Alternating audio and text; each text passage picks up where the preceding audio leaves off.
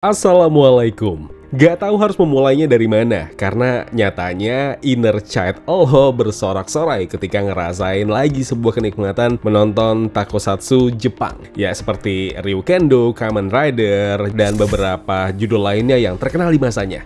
Ada lagi nggak setelah itu? Ada. Jepang yang buat? Bukan. Indonesia.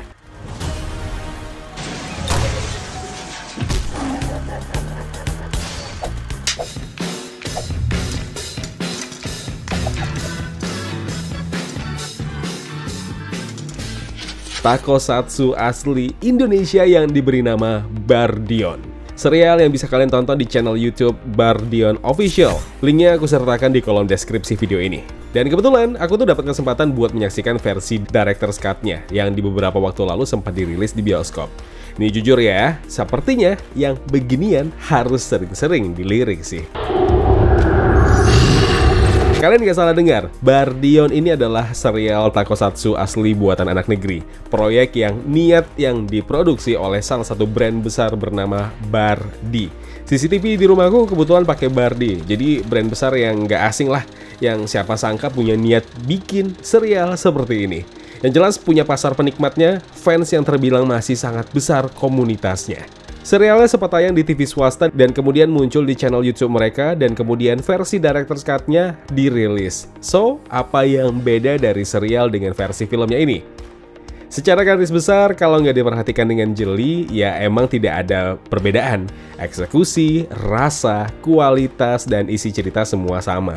Tapi ada yang terasa lebih spesial kali ini, karena versi film yang diberi judul Bardion Director's Cut ini adalah sedikit kompilasi dari episode 1 sampai 5. Dan sebagian besarnya adalah ending dari perjalanan anggota Byron Sigma Force atau BSF bernama Bara demi melindungi Power Field dan bumi dari ancaman sindrom.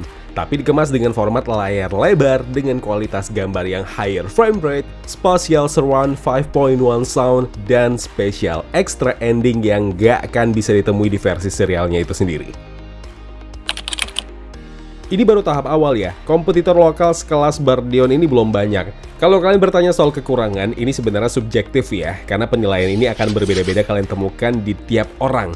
Dan pada akhirnya aku mencari penikmat takusatsu seperti Bardion ini, dan yang bisa kurangkum soal cons-nya adalah film ini ternyata ya masih kurang luas antara para pemain. Betul, ini semua perkara jam terbang dan juga masukan dari para penikmatnya. Mengingat tahun mulai berganti, standar kualitas dalam produksi film atau serial tentu gampang banget untuk nyari kiblat atau referensi terbaik. Ini tentu masih jadi kekurangan. Ingat, bukan jelek, hanya perlu upgrade kualitas di next seasonnya atau mungkin di produksi berikutnya.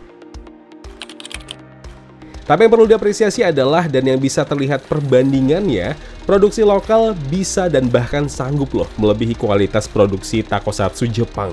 Desain kostum yang menarik, karakter yang terbilang kuat, tapi mungkin kedepannya harus ada build up ya. Visual effect gaya khas takusatsu yang ternyata berhasil mengobrak-abrik inner child loh.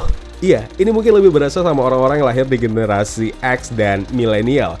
Ingat ya, bukan generasi Z ya.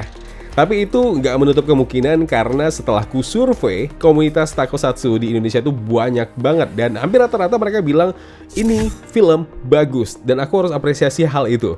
Itu cuma segelintir hal produksi yang harus ku highlight ya. Tapi yang terpenting dari itu semua adalah bagaimana film ini, Bardion ini, dengan protagonis utamanya, tokoh terpenting, bisa memikat hati penontonnya. Dan hal ini akan lebih spesifik kalau kalian bertanya kepada para fans atau komunitas pecinta takusatsu, terutama Bardion ini. Tapi sejauh ini mereka bilang puas.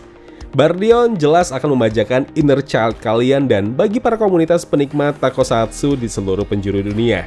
Kualitas bikinan lokal ternyata bisa banget bersaing ke level yang setara dengan Jepang, negara yang si empunya ide takusatsu ini. Nah, buat kalian yang nggak sempat nontonin versi filmnya yang Director's Cut, versi serialnya ada di channel YouTube Bardion Official, silahkan mampir aja ke sana. Linknya silahkan cek di kolom deskripsi. Kalau gitu aku pamit undur diri. Happy New Year, sampai jumpa di tahun 2024. Wassalamualaikum.